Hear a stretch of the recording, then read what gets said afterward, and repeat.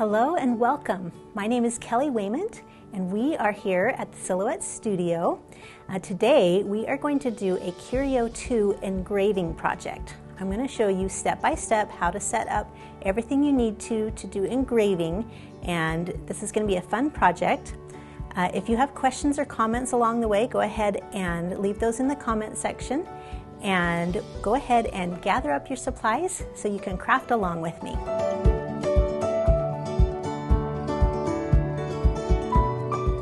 So our project today is going to be this cute little Christmas gnome. We're going to engrave that on a metal sheet, a gold metal sheet. And so for the tools and supplies, you will need a Curio2. And the Curio2 actually comes with an electrostatic bed that's included with the machine. What we're using today is the debris tray. So the debris tray is a separate purchase, and this allows you to do projects, especially like engraving, where it's going to have shavings and little things coming off. We don't want that to get on your sticky mat, and some things wouldn't be held by the ES bed, and so we're using the debris tray.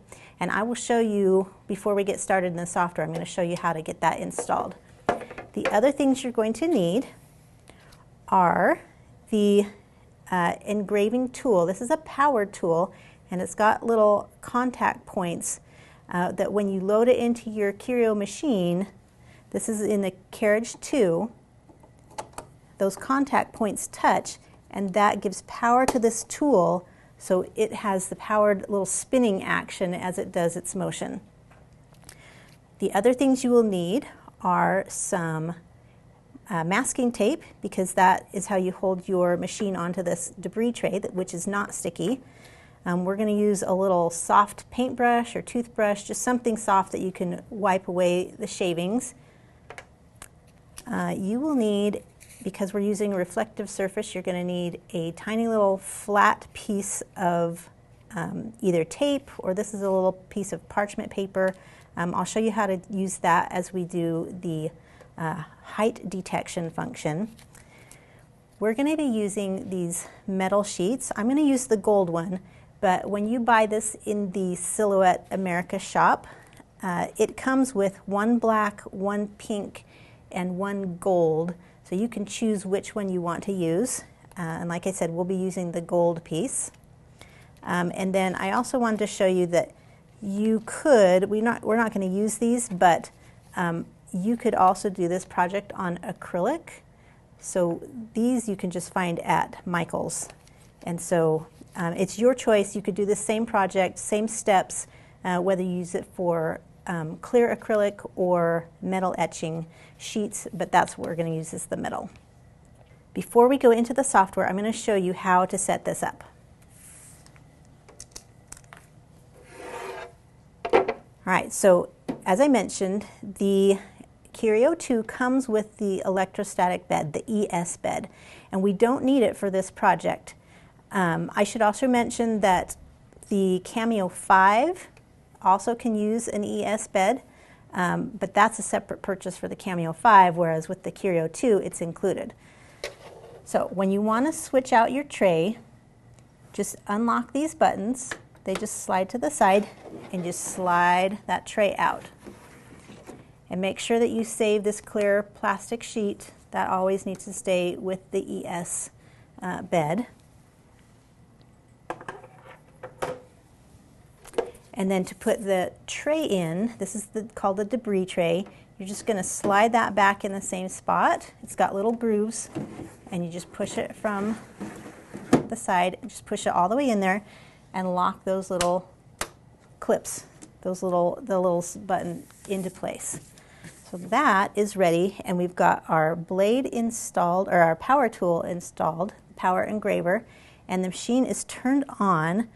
So that's all we need to do, and we can move into the software. So here we are in the software in Silhouette Studio, and you can see that I have got my Curio2 is already connected, and so my auto choice for my machine is a Curio2. You can either tell it it's the Curio2 right here, or you can go to the Send tab and connect your machine. Either way, you want to make sure that your machine choice right now is showing the Curio2. And when you have that, it shows just this virtual image of the Curio, so you can kind of see what's going on your screen the same way it will look in real life. It's important here that you switch your tray to the debris tray. So we don't want it to say the electrostatic. We want it to be the debris tray, because that's what we're using. The cutting mat, we want it to be none, because we have no cutting mat in there. And then the media size, we are using, this metal blank is 5 by 7, and that's actually a choice down here, 5 by 7. But of course, if you are using some other size of, maybe a 4 by 6 acrylic sheet or something, you can change those here. But 5 by 7 is a choice, and that's the one we're going to use. All right, so now we are going to open the design we're going to use. So I'm going to go to my library, and this one is called Christmas Gnome. Here it is. So this is a cute little, it's got thin lines that'll look good with a fill to have that engraved. This is number 387516 if you need to buy it in the design store. And once you have that, go ahead and double click to open. And I'm going to shrink down to fit to my page size that I've set up. And you can see that this design obviously is too big. So we are going to be using this as a framed piece. You don't have to, but it looks really good in a frame. And so we've got to leave some room on the sides. Obviously we don't have the entire 5 inches by 7 inches because the frame covers a little bit of that. So usually I'll take the width and I'll subtract 1.5 inches. So it says the material itself is 5 inches wide, but because of the frame size, I'm going to take off 1.5 inches. So I'm going to put it 3.5 inches wide. Make sure that that's locked before you hit enter. Okay, and that looks good. And so now I'm going to center it to the page, but I'm going to look and see if that looks visually centered. Looks like it might be a little bit off, so my trick to really center it visually on the page, just because it's got, part of the design goes off to the side, is I'm going to grab my line tool on the left and click and drag from the top to the, top to the bottom. And then I'm going to center that, just the line on my document. So align center. And now if I zoom in a little bit, I can kind of see where that might not look visually balanced. And so I'm going to select the design itself and nudge it over just a little bit. So now it looks kind of like his feet are more centered, and his nose, it's kind of a center point on the page. So that's just my trick for making things look a little more visually balanced. If centering it, if it's an asymmetrical shape, it doesn't always center perfectly. So that line, I don't need it anymore. I'm just going to hit delete. And that one, we were using the arrow keys to nudge, so it's still centered vertically. All right, so the next step when we're setting up an engraving project is we need to give it engraving fill lines. So I'm going to select my design, just click on it once, and down here on the panel bar over on the right hand side, we have what's called a specialty tools panel. And the engraving tool, the Power Engraver, is a specialty tool. Pretty much anything with the Curio, and also like your heat pen, things like that, are showing up in this panel for specialty tools. So I'm going to go to the tab that says Power Engraver. That's the one I'm using. So I'll click the Power Engraver tab, and while my design is selected, I can choose which fill I want. And you are welcome to experiment with these, but I almost always choose the spiral fill. I've tried them all many times, and I just really like the spiral fill the most. And the default spacing goes to 0.016, and I actually like it a little tighter than that. So I'm going to go 0.010. And if it skips around when you're trying to click those arrows and goes too far, just type it in.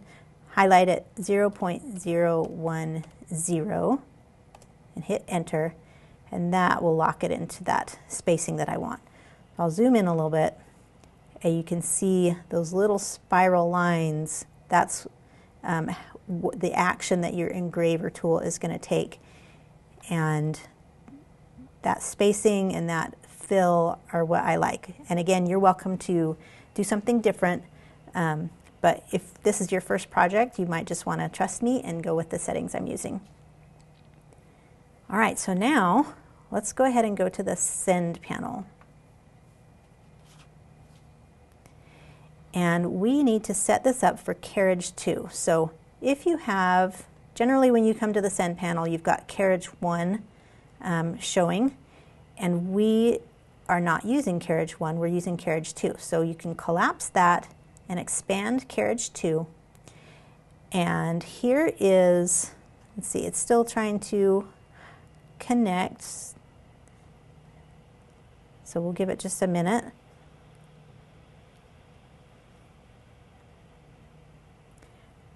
Sometimes if it doesn't want to choose your machine, you can choose something else and then go back to the one you want.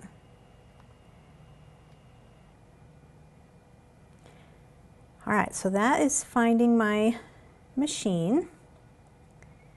And once it has connected by Bluetooth and it knows that it's ready, then you have your options for your material and your tool. I'm going to collapse that Carriage 1 again. So we're looking for the material with metal sheets etching. Now, if this is the first time you have used this and it tells you it doesn't recognize it, basically, if metal sheets etching doesn't show up and populate with the settings, you can go click the More button, and then you can either add a new material or see if you can find the metal sheets etching. And it might need to, if it gives you an option for setting up a Curio2, here I'll show you setting it if you have to set it up yourself. So just click that little plus button for a new material, say Edit Settings for Curio2, and then we need to work with Carriage 2, so we'll click that tab. And then we need to add a Power Engraver action. So we're going to click the little plus. Oh, let's also tell this that it's an other type of material. Click the little plus, and we're going to add a Power Engraver action. Okay, and so now we can set in whatever settings we want. The default, if you do have it in there, goes to 26 for force. I actually prefer it at 15. It does great at 15, and the way I see it, why force it to go heavier if it doesn't need it? So your force range can be anywhere from 15 to probably 26. Your speed, you don't want it too fast. I would say 1 to 3 is the speed you want. The faster it goes, the more loose the engraving texture is. And so we're going to set it at a 2. And 1 pass is good, and then we'll just leave those other settings. Okay, and then when that's ready, we'll click Save.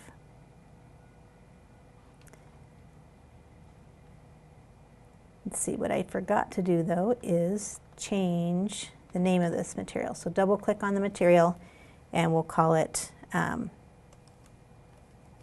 metal sheet engraving.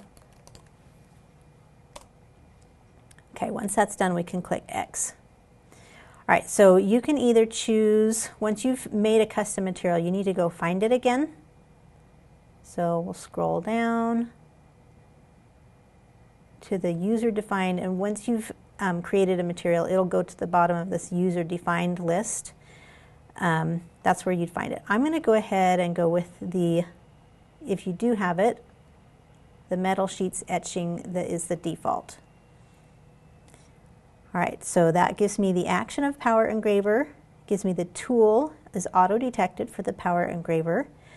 And then again, this force defaults to 26. I want to set it to 15. And I'm going to go with my speed at 2. You could do 1 to 3 is a good speed. And then here's a very, very important part of this process. You need to select your design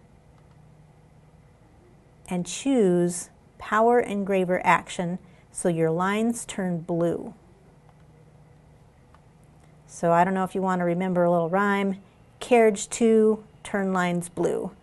You need to have your blue line showing. That means that it recognizes it, at least for the simple tab, that you're doing carriage 2. If those lines are red, it's going to try and use carriage 1, and it will probably give you an error message that you can't do that process with carriage 1. So if you're using carriage 2, the line should be blue. All right, so now, before we click send, let's get that metal sheet put on the debris tray so you can see how that's done. All right, so here we've got our package of metal sheets. Just grab out the gold one. Like I said, there's all these fun 3 different colors that comes in the pack. We'll use the gold.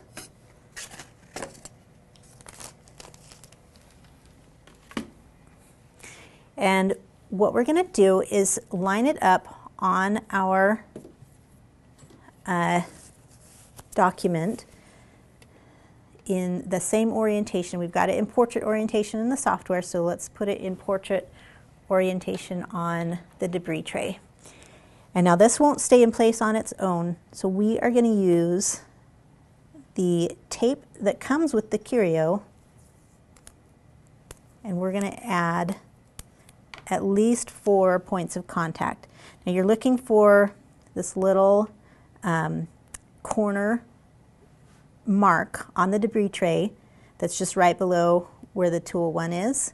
And then there's another line down here and another line across depending on how far your design or your metal blank spreads across the debris tray.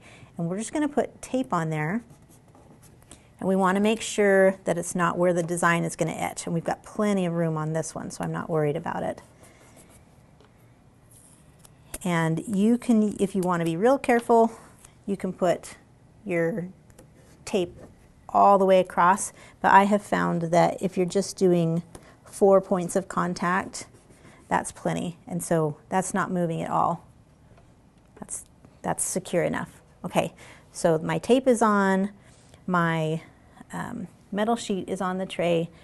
The other thing we need to do is the Curio2 does a height detection process.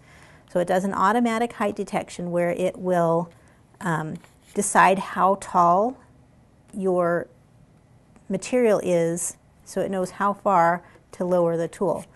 So if you're using a shiny material, a clear material, a glitter material, you need to put something that is opaque and flat onto your metal sheet so it can read without having interference from something shiny or glittery. And it should be flat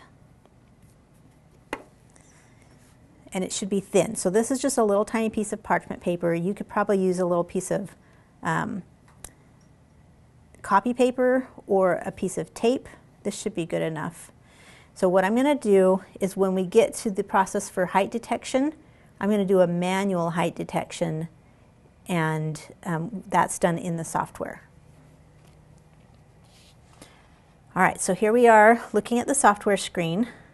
We'll click send, and that's not actually going to send, so don't panic. It brings up this little confirm and send slideshow. So it tells us, first step, load the metal sheet onto the debris tray. We did that. If you're not sure how to do that, I've shown you, but you can click this little button and it'll give you a little slideshow of how to do it. Next, load a Power Engraver tool into Curio2. I've done that, but if you need help, go ahead and click Load, and that'll give you another little slideshow on how to do that. Now, automatic material thickness detection. You can have it automatic, or you can do it manually. So if you do it automatic, it's going to go to some point on your sheet, generally in the middle or about where it's going to start, and it will measure the height, and then immediately, or almost immediately, within a couple seconds, it's going to start doing the engraving job. So I feel like when I do the automatic one, especially if I've got a shiny material and I'm not sure where it's going to measure, I don't like to have it automatically done. So I'm going to disable that, and I'm going to have the do it manually. So I'm going to click Send again, and that's going to bring me to a slideshow for the media thickness detection. And this is all the same things I've already told you. So we'll click Next. And now we're going to use the arrow buttons. So we'll look again at the machine. So we're going to use the arrow buttons on the machine, and we're going to position carriage 1 over this little flat piece of paper. So what it's going to do is it's going to take the placement of tool 1, but then it's going to move over and do the detection with tool 2. So just trust me, and it's also in the instructions in the software, make sure tool 1 is over this paper.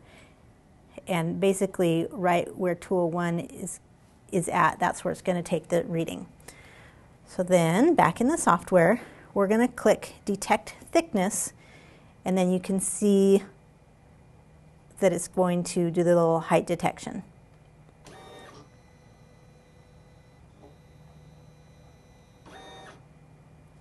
Okay, so that's why I like using the automatic one, is because, or the manual height detection. And it also in the software tells me now the detected thickness, 3.6 millimeters, which is pretty consistent for these metal sheets. So you can take this away now. It's done the height detection, and you don't need to worry that it's moved over not to its origin point. It's going to move to its origin point again before it starts to engrave. So in the software, we're going to click Next, and it will show you how you can do your loading, but we don't need to do that. If you're interested in watching more slideshow software helps, you can click Load, but we are ready to send. So we're going to click Skip to Send. And now, finally, this time, when we click Send, it's going to start engraving.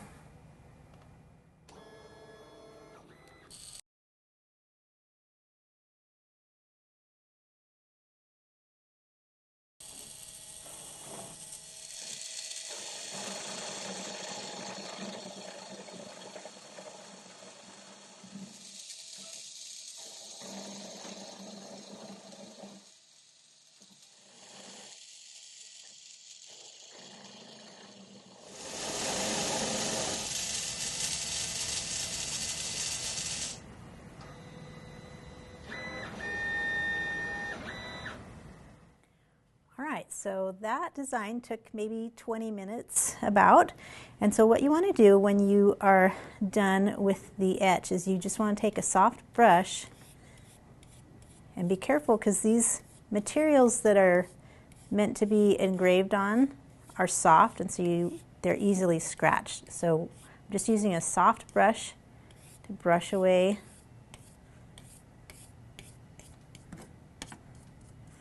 that all that debris.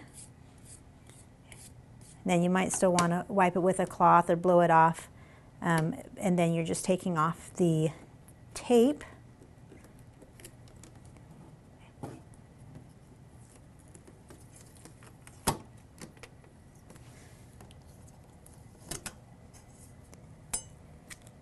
And then you can just pop that in a frame or into a frame that has a 5x7 opening, And that's just a really cute little Christmas project. But again, choose whatever design you want. And now you know the process for engraving with the Curio2. Thanks for joining me. Make sure that you like and subscribe to the channel so you're notified with any updates and new content that we add, and ask any questions you have in the comments. And I hope that you enjoyed this project and you're a little less intimidated about using your Curio2 and the Power Engraving tool.